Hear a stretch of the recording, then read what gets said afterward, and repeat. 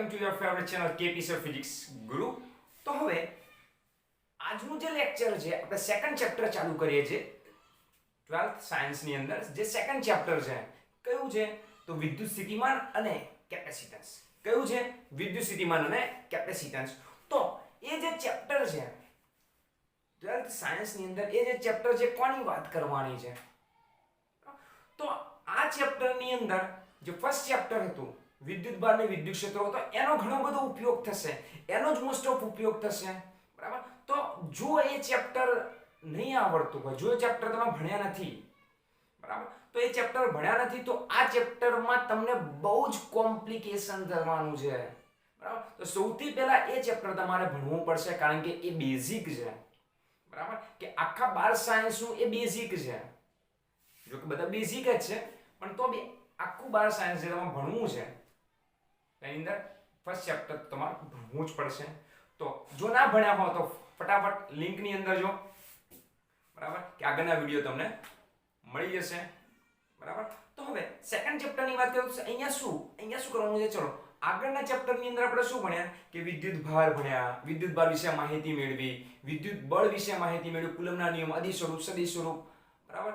પછી વિદ્યુત ક્ષેત્ર વિશે માહિતી મેળવી, ગાઉસનો નિયમ છે, ગાઉસના નિયમના અલગ અલગ સ્વરૂપ છે, એના ઉપયોગો છે. તો આ બધી વાત આપણે આગલા ચેપ્ટરની અંદર કરી. પણ હવે સેકન્ડ ચેપ્ટર છે, હવે સેકન્ડ ચેપ્ટર થોડુંક એક્સ્ટ્રા ભણવાનું છે. તો શું ભણવાનું છે? એવું ને એવું જ સાહેબ, તમે તો એ દીવડે તો છો શું, તો એવું ને એવું ભણવાનું છે. શું ભણવાનું છે? બરાબર. તો ભણવાનું છે વિદ્યુત ક્ષેત્ર. ના, વિદ્યુત ક્ષેત્ર આપણે આગળ ભણી ગયા. તો વિદ્યુત સ્થિતિ ઊર્જા છે, વિદ્યુત સ્થિતિમાન છે, કેપેસિટન્સ છે, બરાબર. તો આ બધી વસ્તુ આપણે અહીંયા ભણવાની છે. કેપેસિટર આખું ભણવાનું છે, બરાબર. મોટો ચેપ્ટર, આનો મોટો ભાગ છે કેપેસિટર, આપણે જે ભણવાનો છે, બરાબર. તો હવે આપણે સેકન્ડ ચેપ્ટરની શરૂઆત કરીએ વિદ્યુત સ્થિતિ ઊર્જાથી. તો વિદ્યુત સ્થિતિ ઊર્જા કોને કહેવાય? વિદ્યુત સ્થિતિ ઊર્જા આપણે કોને કહીશું, બરાબર. એની પહેલા એક વાત કહ્યું કે જે આ જે ચેપ્ટર છે, જેમ કે આગળના ચેપ્ટરની અંદર તમે જોયું કે ધોરણ 12 ની અંદર જે આખું આગળનું જે ચેપ્ટર છે એની પીડીએફ મેં નીચે લિંકમાં ડિસ્ક્રિપ્શનમાં મૂકેલી છે, બરાબર. તો આ ચેપ્ટરની પણ તમને ડિસ્ક્રિપ્શન નીચે લિંકમાં મળી જશે. આ વિડીયોમાં નેક્સ્ટ વિડીયોમાં તમને મળશે, બરાબર. કે આ વિડીયોમાં નહીં, નેક્સ્ટ વિડીયોની અંદર તમને ડિસ્ક્રિપ્શનની અંદર શું મળી જશે કે આખી બીજા ચેપ્ટરની પીડીએફ મળી જશે, બરાબર. હવે આ જે ચેપ્ટર છે એ આપણે ટોટલી જેડબલઈ અને નીટ સાથે ભણવાનું છે. જેડબલઈ અને નીટ સાથે ભણવાનું છે. હવે જે ચેપ્ટર ભણશું ટોટલી જેડબલઈ અને નીટ સાથે ભણશું, બરાબર. એટલે તમને આખો કોન્સેપ્ટ ક્લિયર થઈ જાય, એના થોડા એક્ઝામ્પલ્સ આવશે, બરાબર. તો એના સાથે તમારે ભણવાનું રહેશે. ચલો હવે આગળ વાત કરીએ આપણે કે વિદ્યુત સ્થિતિ ઊર્જા. વિદ્યુત સ્થિતિ ઊર્જા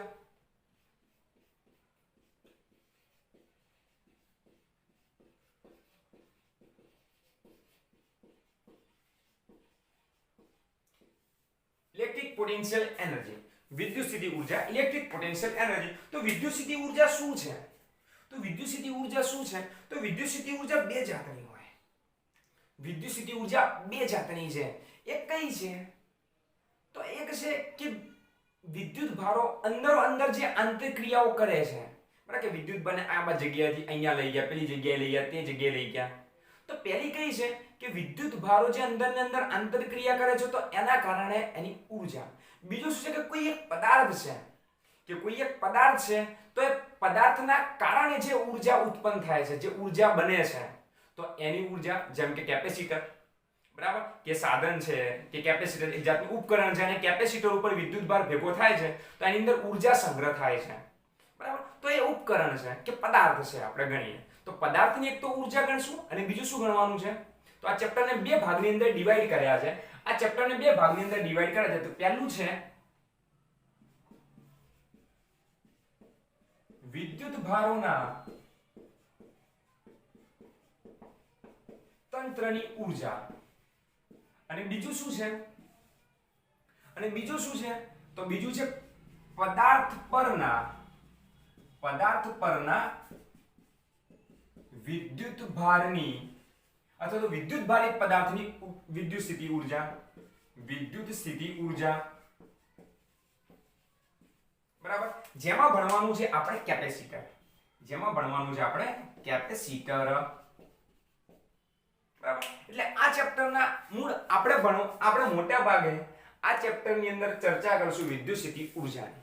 મોટા ભાગે આ ચેપ્ટરની અંદર કોની ચર્ચા કરવાની છે? વિદ્યુતસ્થિતિ ઊર્જાની ચર્ચા કરવાની છે, કે વિદ્યુત ભારોના તંત્રની અને વિદ્યુત ભારિત પદાર્થની વિદ્યુતસ્થિતિ ઊર્જા. બરાબર, એટલા માટે આ ચેપ્ટરને બે પાર્ટની અંદર ડિવાઈડ કર્યું છે. ચલો આપણે પહેલું પાર્ટ લઈએ, વિદ્યુત ભારોના તંત્રની વિદ્યુતસ્થિતિ ઊર્જા. તો વિદ્યુત ભારોના તંત્રની વિદ્યુતસ્થિતિ ઊર્જા શું છે? વિચારો કે કોઈ પણ સ્પ્રિંગ છે, આપણે 11મા ધોરણની અંદર ભણી ગયા છે કે કોઈ સ્પ્રિંગ હોય, બરાબર, કે નોર્મલ, કે એની જે નોર્મલ સ્થિતિની અંદર, કે નોર્મલ સ્ટેજની અંદર હોય, કે નહીં આપણે દબાઈ કે નહીં આપણે એને ખેંચી, તો દબાઈ નથી કે ખેંચેલી નથી, એને શું છે? કમ્પ્લીટ પોઝિશનમાં છે, એની નોર્મલ પોઝિશનની અંદર છે. તો એની અંદર કોઈ જ ઊર્જા છે નહીં, એની અંદર કોઈ જ ઊર્જા છે નહીં. એના માટે આપણે શું કરવું પડે? કે એની ઉપર આપણે વર્ક કરવું પડે, એની ઉપર આપણે કાર્ય કરવું પડે. ક્યાં તો દબાવવી પડે, ક્યાં તો ખેંચવી પડે, ક્યાં તો દબાવવી પડે, ક્યાં તો એને ખેંચવી પડે.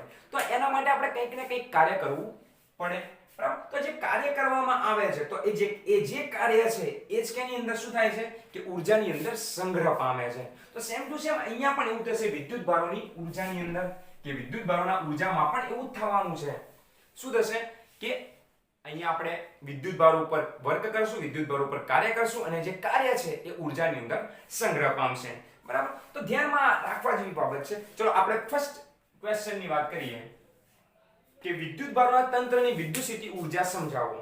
ફર્સ્ટ છે કે બિંદુવત વિદ્યુત ભારના કારણે, બરાબર, કે બિંદુવત વિદ્યુત ભાર છે, પહેલો જ ક્વેશ્ચન છે કે બિંદુવત વિદ્યુત ભારને આપણે કોઈ વિદ્યુત ક્ષેત્રમાં લાવીએ. હવે વિદ્યુત ક્ષેત્ર કોનું હોય? વિદ્યુત ક્ષેત્ર કોણ ઉત્પન્ન કરે? કોણ પાસે એવો ગુણધર્મ છે કે વિદ્યુત ક્ષેત્ર ઉત્પન્ન કરે? તો વિદ્યુત ભાર. તો આનો મતલબ એમ કે વિદ્યુત ક્ષેત્રમાં લાવવાનું કીધું એટલે આનો મતલબ કોઈ એક વિદ્યુત ભારની નજીક લાવવાનું કીધું, બરાબર. કે વિદ્યુત ક્ષેત્ર કોણ? ચલો પ્લસ વિદ્યુત ભાર છે, આપણે અહીં માની લઈએ કે xy એક્સિસ ઉપર એક પ્લસ વિદ્યુત ભાર મૂકેલો છે q, xy એક્સિસ ઉપર એક પ્લસ q વિદ્યુત ભાર મૂકેલો છે. અને આ શું કરે છે? કે બહારની દિશામાં શું કરે છે? વિદ્યુત ક્ષેત્ર બહાર અને ત્રિજ્યાવર્તી દિશામાં, કે બહાર ત્રિજ્યાવર્તી દિશામાં પોતાનું વિદ્યુત ક્ષેત્ર ઉત્પન્ન કરે છે. આ રીતે,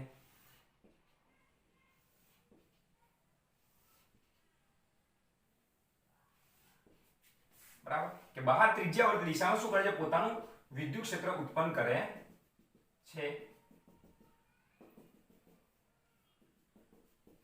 તો આ જે વિદ્યુત ક્ષેત્ર છે એની નજીક હું એક કોઈ બિંદુવત વિદ્યુત ભાર લાવું છું. યાદ હોય તો આપણે લાસ્ટ ચેપ્ટરમાં પણ એક આવો વિદ્યુત ભાર લીધો હતો, જે કેવો હોય? જેનું મૂલ્ય બહુ નાનું હોય. યાદ કરો કે જેનું મૂલ્ય બહુ નાનું હોય. કેટલું હોય? કે અવગણી શકાય. એક લઈએ તો પણ ચાલે, બરાબર, કે અવગણી શકાય અથવા તો એક લઈએ તો ચાલે. ચલો આ ધન વિદ્યુત ભાર છે, આ ધન વિદ્યુત ભાર છે. આને હું અનંત અંતરેથી અહીંયા અંદર લાવું છું. કોઈ એક બિંદુએ લાવવા માટે મેં કાર્ય કર્યું, બરાબર. પણ ચલો અહીંયા હું અનંત, ધારો કે આ અનંત અંતરે છે, તો અનંત અંતરે માં ફેરવે છું, અનંત અંતરે ફેરવે છું. તમે વિચારો કે પૃથ્વીનું જે ગુરુત્વાકર્ષી બળ છે એના વિરુદ્ધમાં કાર્ય કરવું હોય, પૃથ્વીના ગુરુત્વાકર્ષણ બળની વિરુદ્ધમાં મારે કાર્ય કરવું હોય તો શું થશે? કે પૃથ્વીના ગુરુત્વાકર્ષણ બળની વિરુદ્ધ કાર્ય કરવું હોય તો મારે એને બહુ જબરજસ્ત કાર્ય કરવું. એટલે કહેવાનો મતલબ એમ, પૃથ્વી ઉપર છે, પૃથ્વીનું ગુરુત્વાકર્ષી બળ ક્ષેત્ર છે, પૃથ્વી ઉપર પૃથ્વીનું ગુરુત્વાકર્ષી ક્ષેત્ર છે, અને હાથીને મારે ઉપાડવો છે. સાહેબ તમે હાથીને ઉપાડશો?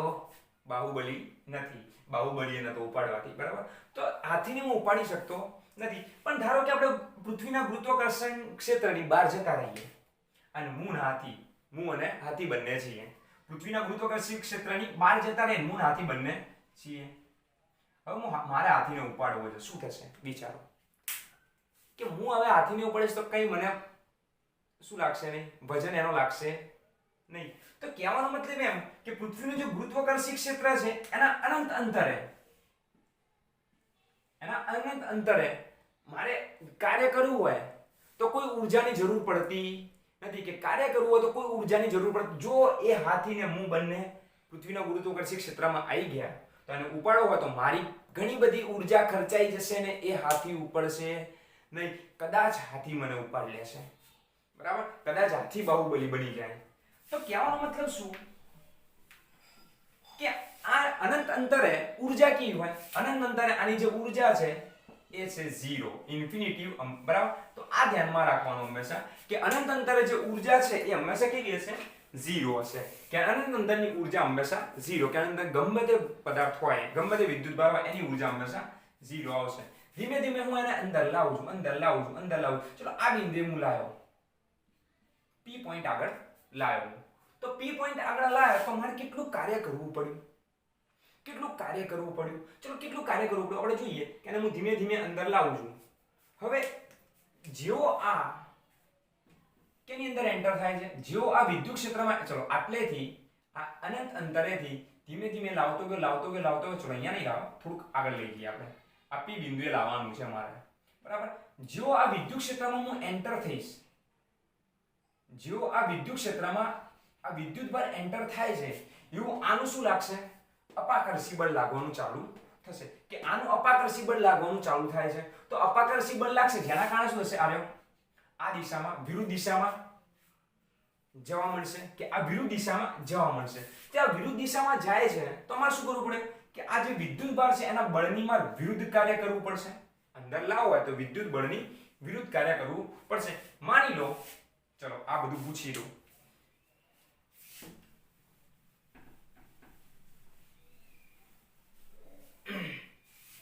માની લો કે આ P બિંદુ છે અથવા આ ચલ Q વિદ્યુત ભાર છે, પેલો જે આપણે વિદ્યુત ભાર લીધો તો એ, અને આ P બિંદુ છે આપણા માટે.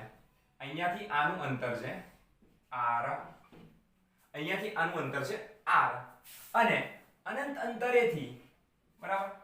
હવે ક્યાંથી ચાલુ થાય છે ખબર છે? વિદ્યુત ક્ષેત્ર. તો આનું જે વિદ્યુત ક્ષેત્ર છે એ ધારો કે આ બિંદુએથી ચાલુ થાય છે, અહીંયાથી આ અંતર છે x,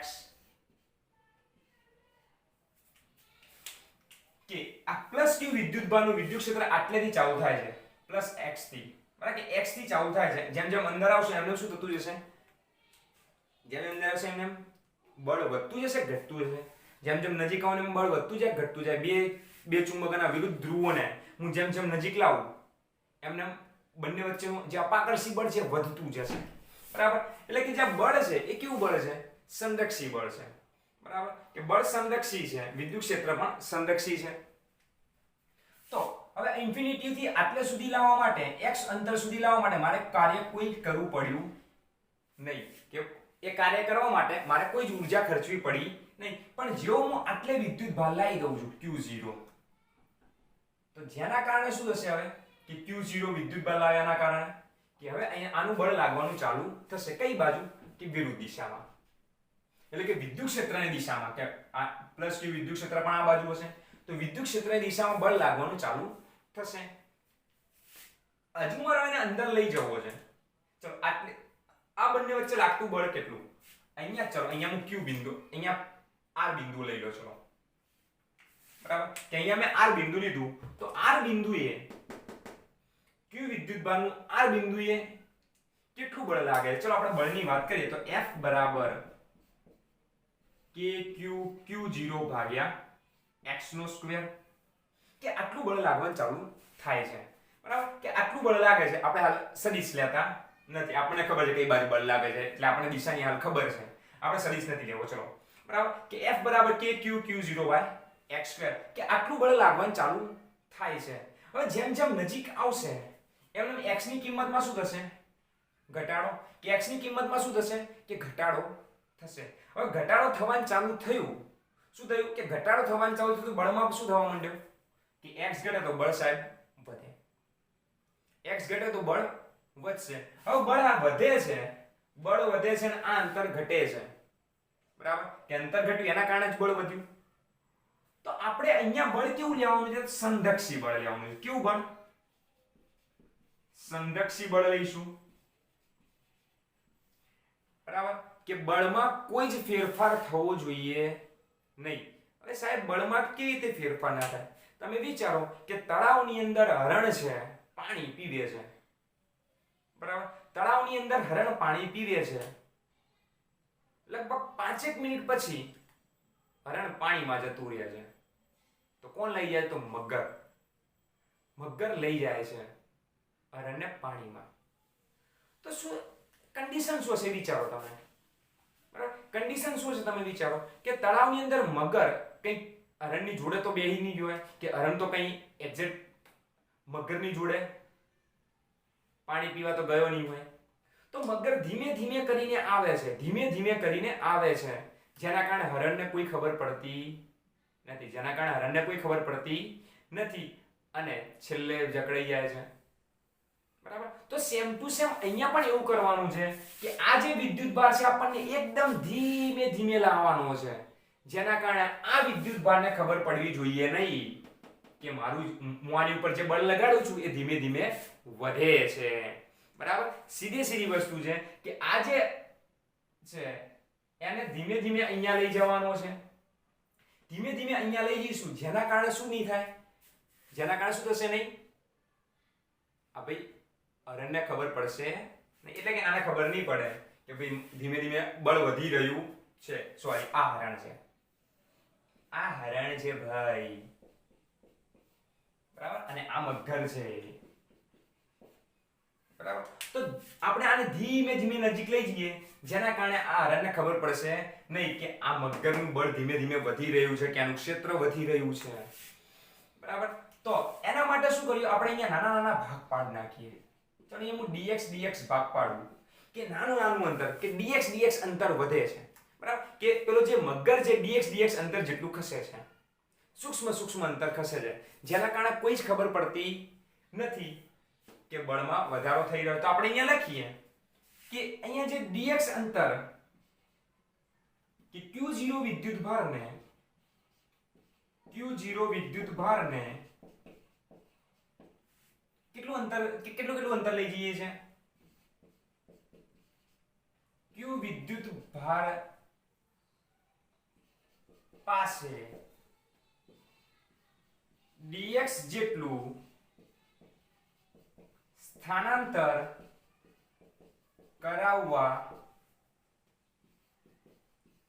કરવું પડતું કાર્યનું સૂત્ર શું? ચલો અહીંયા સૂક્ષ્મ સ્થાનાંતર કરવાનું છે dx, એટલે અહીંયા કાર્ય પણ સૂક્ષ્મ થશે, સૂક્ષ્મ કાર્ય થશે કે dw f dx. હવે અહીંયા કોણ બળ લગાડે છે? તો આપણે બળ લગાડે. કોણ બળ લગાડે છે? આપણે બળ લગાડે. એટલે અહીંયા જે બળ છે એ f એક્સટર્નલ આવશે, બરાબર? અહીંયા આપણે સદિશ મૂકીએ. હવે સદિશ કાઢવું છે તો શું મૂકવું પડે? f એક્સટર્નલ dx cos θ, બરાબર? dx cos θ. ચલો આપણે અહીંયા આને હાલ સાઈડમાં રાખીએ, cos θ અને sin θ સાઈડમાં રાખીએ આપણે, એ પછી છેલ્લે વિચારીએ, બરાબર? તો dw છે. હવે મારે કુલ કાર્ય કરવું છે, તો હરણ ક્યાંથી આવ્યું હતું? હરણ ક્યાંથી આવ્યું હતું? તો અનંત અંતરેથી આવ્યું હતું. ક્યાં સુધી લઈ જવાનું છે? જ્યાં સુધી આ મગરની પહોંચ છે ત્યાં સુધી, r સુધી, બરાબર? કે r સુધી એને લઈ જવું છે. તો એના માટે કાર્ય કરવાનું છે. ચલો એના માટે કાર્ય કરવું છે, તો કુલ કાર્ય w બરાબર f external dx નું સંકલન થઈ જશે, કે બધું જે કાર્ય છે ધીમે ધીમે શું થશે? ભેગું થશે, કે બરાબર આ dx, હજી થોડું dx, પછી dx, પછી તો ઘણા બધા જે dx નું ખૂબ બધું કાર્ય dw. તો એ બધા dw નું શું થશે? કે બધા જે સૂક્ષ્મ કાર્યનો સરવાળો થશે, સરવાળો પરિણામ છે સંકલનમાં ક્યાં સુધી? ઇન્ફિનિટી થી r સુધી લઈ ગયા આપણે, કે ઇન્ફિનિટી થી ક્યાં સુધી લઈ ગયા? r સુધી. ચલો f એક્સટર્નલ ની કિંમત શું હતી? હરણ અને મગર વચ્ચે કેટલું બળ લાગતું હતું? તો k q0 x² dx infinity થી r. ચલો કિંમત મૂકીએ આપણે, કિંમત મૂકીએ છે તો કિંમત મૂકીએ. ચલો હવે અહીંયા કિંમત કોણ? k q ને q0, કે હરણ, મગર અને તળાવ તો બદલાવાનું છે નહીં, બદલાઈ જશું અંતર, બદલાઈ જશું અંતર, તો જે બદલાતું નથી એનું સંકલન થાય નહીં ભાઈ, તો k q q0 નું સંકલન થશે x² ને ઉપર લઈ જઈએ તો x ની -2 ઘાત dx ઇન્ફિનિટી થી r અંતર, ઇન્ફિનિટી થી r અંતર।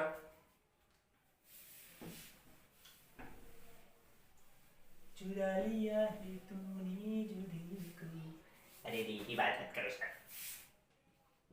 चलो चलो चलो હવે આનું સંકલન કરીએ x² નું, એટલે x ની n ઘાત વાળું સંકલન શું xn + 1 / n + 1, તો અહીંયા શું છે માઈનસ ઘાત છે, તો આપણે અહીંયા કા સંકલન કરીએ શું થશે કે q0 એમ આનું સંકલન થશે x ની -2 + 1 એટલે x ની -1 ભાગ્યા -1, તો ભાગ્યા -1 આપણે મૂકીએ, ચલો તો કંઈક આવું થશે -1/x ઇન્ફિનિટી થી r કિંમત, ચલો પહેલા r મૂકીએ તો જવાબ શું હશે આપણો -kqqq0 1/r પ્લસ 1 સોરી -1/∞ 1/∞ 0 વધ્યું શું r, તો જવાબ આપણો kqqq0/r, આપણું કાર્ય આટલું થયું। હવે જુઓ અહીંયા માઈનસની નિશાની જોઈ લો, ધ્યાન આપો કે અહીંયા શું થતું હતું કે બળ કઈ બાજુ લાગતું હતું, બળ આ બાજુ લાગતું હતું, યાદ હોય તો કે આ q હતો, આ q0 હતો, અને બળ આ બાજુ લાગતું હતું, અને આપણે સ્થાનાંતર કઈ બાજુ કરતા હતા, આ બાજુ dx, સ્થાનાંતર આપણે આ બાજુ કરતા, બંને વચ્ચે ખૂણો કેટલાનો હતો, અહીંયા આપણે મૂકી દઈએ, ચલો હવે cos 180, cos 180 ની કિંમત -1, અહીંયા બધે માઈનસ મૂકીએ તો આપણો જવાબ શું આવશે, અહીંયા પ્લસ થઈ જશે। તો ઊર્જા કે આ જે ઊર્જા છે, હવે મગર હરણને ખાઈ ગયો એટલે આટલી ઊર્જાની અંદર આવી ગઈ, તો આ જે કાર્ય કર્યું મગરે એ જ એને ઊર્જા સ્વરૂપે સંગ્રહ પામશે,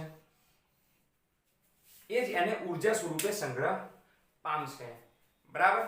પણ ધારો કે જો માઈનસ વિદ્યુત ભાર હોત તો, માઈનસ વિદ્યુત ભાર હોત તો શું થાત કે જો માઈનસ વિદ્યુત ભાર હોત તો જે આપણી ઊર્જા છે, જે સ્થિતિ ઊર્જા છે ઋણ આવત, બરાબર, કે q0 માઈનસ છે તો અહીંયા માઈનસ આગળ મૂકું, બરાબર, આ નોટ કરવાનું છે તમારે કે જો બે ધન વિદ્યુત ભાર હશે તો ઊર્જા ધન મળશે, જો બે ઋણ વિદ્યુત ભાર હશે તો ઊર્જા કેવી મળશે, ઋણ મળશે, બરાબર।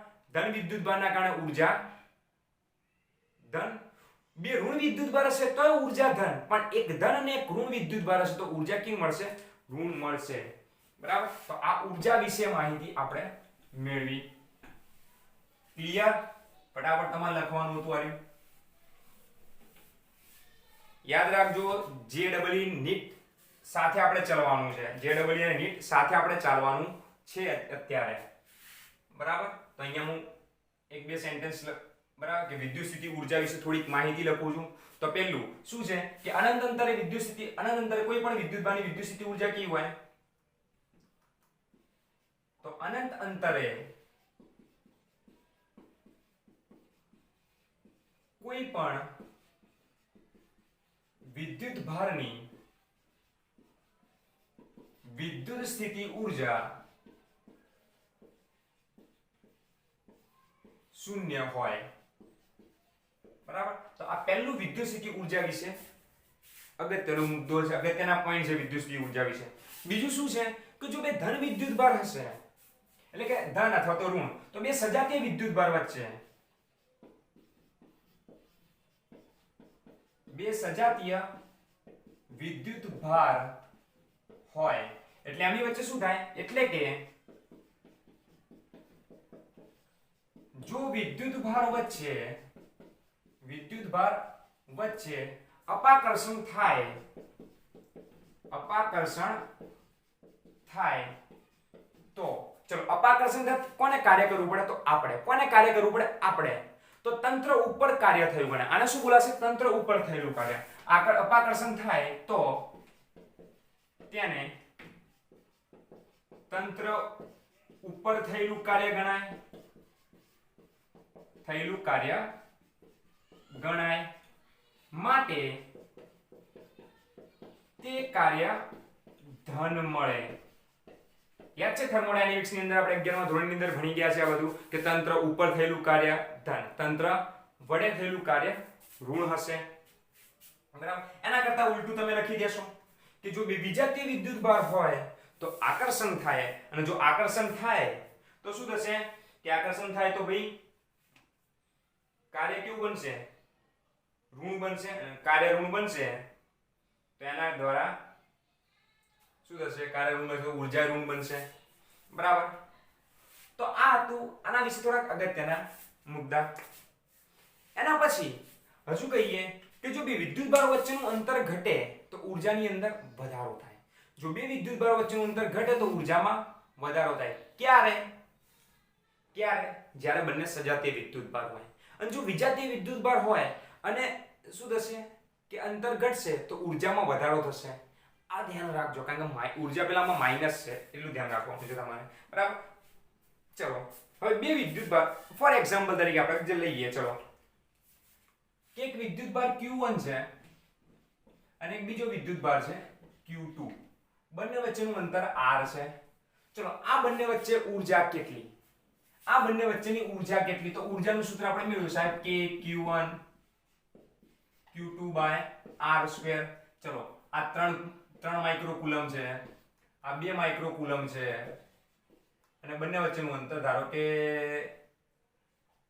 2 સેન્ટીમીટર છે, તો સેન્ટીમીટર ને મીટરમાં ફેરવવાના તો 2 × 10⁻² મીટર, અને આ બંનેને ફેરવવાના શાની અંદર, માઇક્રોમીટર ની અંદર, એટલે માઇક્રોકુલમ ને કુલમમાં. k ની કિંમત 9 × 10⁹ k અને q1 ની કિંમત 3 × 10⁻6 અને 2 × 10⁻6 ભાગ્યા આનો વર્ગ એટલે 4 × 10⁻4. તો કેટલો જવાબ આવશે? 9 તરી 27, 27 દુ 54, 9 તરી 27, 27 દુ 54, 54 ભાગ્યા 4 ગુણ્યા 10 ની 6 ને 6 12 અને 4 9 × 4 13 અને 12 માંથી એટલે 10 એટલે 540 ભાગ્યા 4. તો જવાબ તમારો કેટલો આવશે?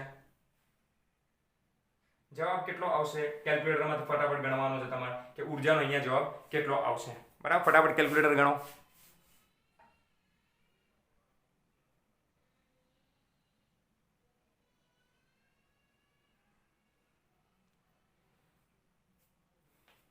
કેટલો જવાબ આવ્યો ભાઈ? 7 × 5 35, 5 દુ 10 100. ના આવ્યો, મારા જવાબ ના આવ્યો. 7 × 5 35, 100 ને કેટલો જવાબ છે ભાઈ? 7 × 5 35, 5 દુ 10 135 જૂલ, બરાબર. કે આટલો જવાબ મળ્યો તમને. તો બે વિદ્યુતભારોની વાત હતી. હવે જો 3 વિદ્યુતભારો હોય તો, જો 3 વિદ્યુતભારો હોય શું, ફટાકથી હો જલ્દી હાલ વિદ્યુતસ્થિતિ ઊર્જા જ ગણવાની છે, કશું ગણવાનું નથી. આ વિડિયો આટલા સુધી જ સીમિત છે. નેક્સ્ટ વિડિયો આપણે પોટેન્શિયલ, બરાબર, એ નેક્સ્ટ વિડિયો આપણે શું બનાવવાનો છે? પોટેન્શિયલ ડિફરન્સ, બરાબર. પોટેન્શિયલ ઉપર બનાવવાનો છે, વિદ્યુતસ્થિતિમાન ઉપર બનાવવાનો છે. તો ધારો કે 3 વિદ્યુતભાર છે 1 2 and 3. 3 વિદ્યુતભારો છે આ રીતે Q1 Q2 અને Q3 છે. અહીંયા R1 R2 અને R3 છે. તો આની કુલ કેટલી વિદ્યુતસ્થિતિ ઊર્જા બનશે? તો 3. કેટલી વિદ્યુતસ્થિતિ ઊર્જા બનશે? તો 3, બરાબર. પેલામાં કેટલી બની? એક જ બની, આમાં 3 બનશે, બરાબર. ચલો કેટલી ઊર્જા છે કે U બરાબર કોના 1 અને 2 વચ્ચેનું U12 U23 U13. કિંમત મૂકી આપણે, ચલો બધા કિંમત મૂકી આપણે કે Q1 Q2 ભાગ્યા R1 પ્લસ કે Q2 Q3 ભાગ્યા R2 પ્લસ કે Q3 Q1 ભાગ્યા R3.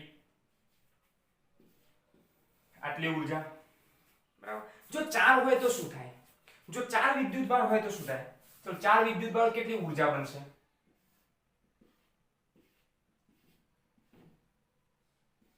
Q1 Q2 Q4 Q3 બધા વચ્ચેનું અંતર r છે. ચલો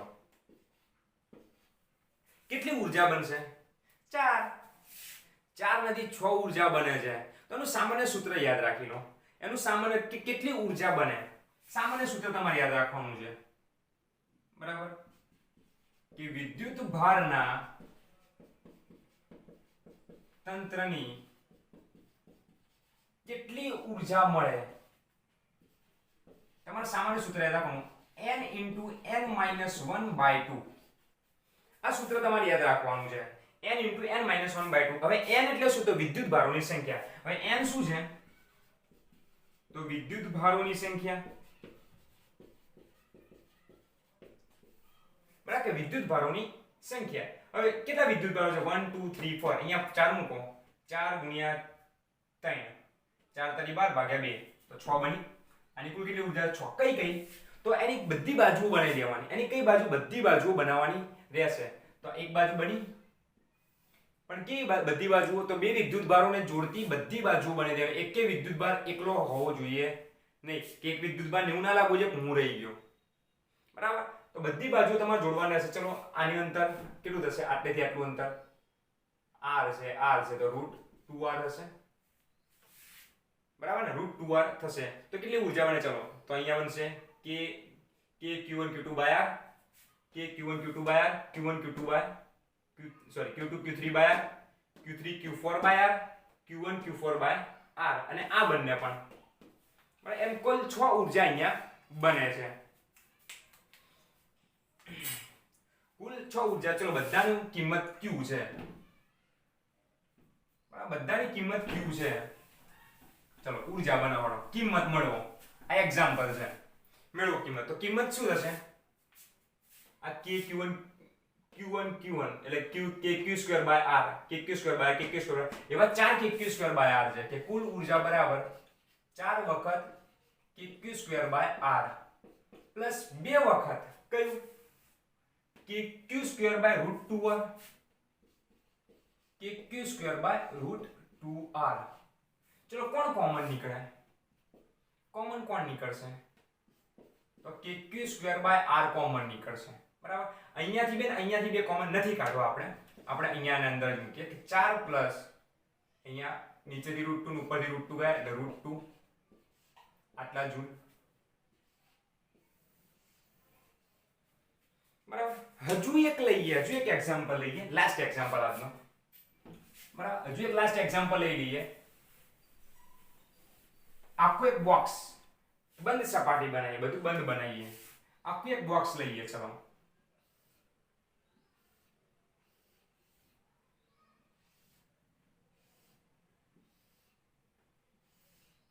આવું એક બોક્સ છે. ચલો બરાબર, બધા ઉપર Q વિદ્યુત ભાર છે.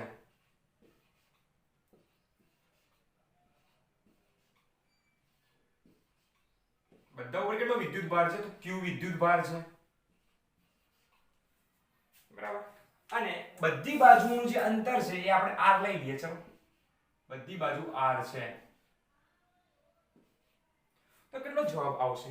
ચલો પહેલા તો કેટલી ઊર્જા બનશે, કેટલા પ્રકારની ઊર્જા બનશે? તો કેટલા વિદ્યુત ભાર છે ગણો. ઉપર 4 ને નીચે 4, 8 છે. તો આપણે અહીંયા સૂત્ર મૂકીએ કે 8 × 8 - 1/2 એટલે કે 4 × 7, 7 ચોક 28. 28 જાતની ઊર્જા બનશે. 28 જાતની ઊર્જા બનશે. તો 28 જાતની કઈ ઊર્જા બનશે? ચલો 28 જાતની ઊર્જા બનશે. કઈ ઊર્જા બનશે? ચલો પહેલા જોઈએ. તો પહેલા તો જોઈએ કે પાસેના જે વિદ્યુત ભારો છે એનાથી બનતી ઊર્જા બનાવીએ. તો કુલ કેટલી ઊર્જા બને ગણો. આ 1 2 આ 3 અને આ 4. બરાબર, એવી નીચે 4 1 2 3 અને આ 4. એવી આ બાજુવાળી એ 4 1 2 3 અને આ 4. એમ KQ2/r વાળી કેટલી ઊર્જા બની? તો 12. તો 12 KQ2/r. આ ઊર્જા 12 બની. બરાબર, ચલો એના પછીની વાત કરીએ આપણે.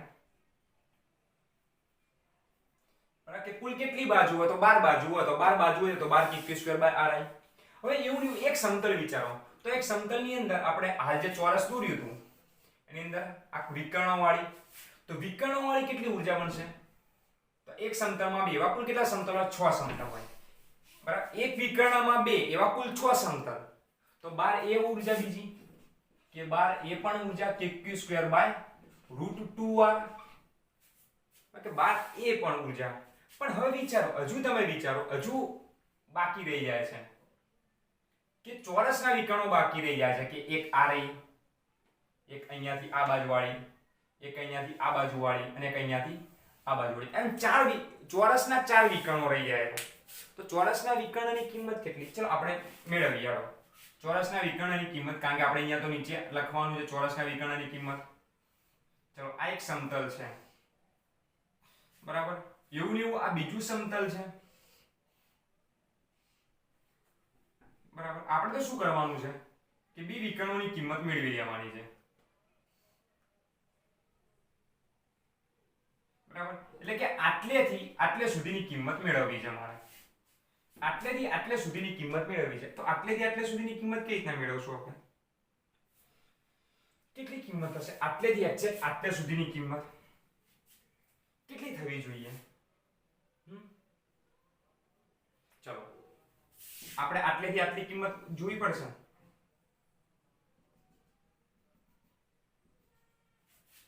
જોઈ લો, શું કરવું પડશે? આપણે આ કિંમત લેવી પડશે. દેખી જો, આટલેથી આટલી કિંમત લેવી છે એટલે આ બાજુ તો જવા દઉં, આ બે આટલી બાજુઓ, નીચેનું એક સમતલ રહેવા દઉં છું, બરાબર. નીચેનું એક સમતલ રહેવા દઉં છું. ચલો આપણે જોઈએ કે અહીંયાથી આટલે સુધી અને નીચે આખું એક સમતલ છે, આ રીતે. તો આપણે આટલેથી આટલે સુધીની લેવાની છે અંતર, બરાબર. તો આ સમતલની આ કિંમત કેટલી? √2r. આ રહી r. તો આ કેટલી કિંમત બનશે? પાયથાગોરસના પ્રમેય ઉપરથી આપણે તમે આ શોધી દો તો બનશે √3r. તો એવા કેટલા? તો એવા 4 છે. તો પ્લસ આ 12 હતી ને, આ પ્લસ 4 kq²/√3r. તો આટલી કુલ ઉર્જા બની. જોઈ લો, 28 થઈ ગઈ. 12 ને 12 24, 24 ને 4 28. ચલો, 28 ઉર્જા થઈ ગઈ. ચલો, હવે જે કોમન નીકળતું કોમન કાઢો. જે કોમન નીકળે છે કોમન કાઢ લો. તો kq²/r કોમન નીકળે છે, વધે છે અંદર, જે છે અંદર લખો. 12 + 12/√2 + 4/√3. આ આપણો આન્સર આવ્યો, બરાબર. તો આ હતી વિદ્યુત સ્થિતિ ઉર્જા. કોની? તો વિદ્યુતભારના તંત્રની. નેક્સ્ટ લેક્ચર ની અંદર વિદ્યુત સ્થિતિમાન, પોટેન્શિયલ ડિફરન્સ, બરાબર, કે બે બિંદુ વચ્ચેનો. હવે વિદ્યુત સ્થિતિ ઉર્જા કોની હોય? તો વિદ્યુત સ્થિતિ ઉર્જા છે તંત્રની. પણ આપણે વિદ્યુત સ્થિતિ ઉર્જાની વ્યાખ્યા ના જોયા. વિદ્યુત સ્થિતિ ઉર્જાની આપણે વ્યાખ્યા જોઈ નહીં. તો વિદ્યુત સ્થિતિ ઉર્જાની લાસ્ટમાં વ્યાખ્યા જોઈ લો. શું છે? કે અનંત અંતરેથી કોઈ એકમ ધન વિદ્યુત ભારને કેની અંદર લાવવા માટે? તો વિદ્યુત ક્ષેત્રમાં, કે કોઈ પણ વિદ્યુત ભારનો જે વિદ્યુત ક્ષેત્ર છે, બરાબર, વિદ્યુત ભારને વિદ્યુત ક્ષેત્રમાં વિદ્યુત બળની વિરુદ્ધ લાવવા માટે કરવા પડતા કાર્યને તે વિદ્યુત ભારની અથવા કોના? તો આ રહ્યો પેલો એકમ ધન વિદ્યુત ભાર. તો તે વિદ્યુત ભારની વિદ્યુત સ્થિતિ ઉર્જા કહે છે, બરાબર. તો એકમ ધન વિદ્યુત ભારને અંતરથી ક્યાં લાવ્યા? વિદ્યુત ક્ષેત્રની અંદર લાવ્યા. તો વિદ્યુત ક્ષેત્રની અંદર જે વિદ્યુત બળની વિરુદ્ધ લાવવા માટે કરવું પડતું જે કાર્ય છે, તો એ કાર્યને બોલવામાં વિદ્યુત ભારની વિદ્યુત સ્થિતિ ઉર્જા. બંને વિદ્યુત ભાર, એવું નહીં કે એક જ વિદ્યુત ભારની, કે Q1 ની જેટલી હશે એટલી ઉર્જા Q2 ની હશે, Q2 ની જેટલી હશે એટલી ઉર્જા Q1 ની. બંનેની સરખી હશે, ધ્યાન રાખજો, બરાબર. તો આ હતું આપણું વિદ્યુત સ્થિતિ ઉર્જા. ધેન આફ્ટર વિદ્યુત સ્થિતિમાન. અને પછીનું હજુ આ તો JEE નીટના થોડાક અમુક કોન્સેપ્ટ લીધા, બરાબર. NCERT સિલેબસ પણ અંદર આવી ગયો છે, કવર થઈ ગયો છે. જ્યારે હું PDF મૂકું, બરાબર, નેક્સ્ટ લેક્ચરની અંદર જ્યારે PDF મૂકું ત્યારે જોઈ લેજો કે એ પણ તમારે કવર થઈ ગયું છે, બરાબર. અને ચોપડીના તો એક્ઝામ્પલ હજુ બાકી છે, ચોપડીના બુકના જે એક્ઝામ્પલ છે હજુ બાકી છે, બરાબર. તો નેક્સ્ટ લેક્ચરમાં મળીએ. કેપી સર ફિઝિક્સ ગુરુ. Good bye.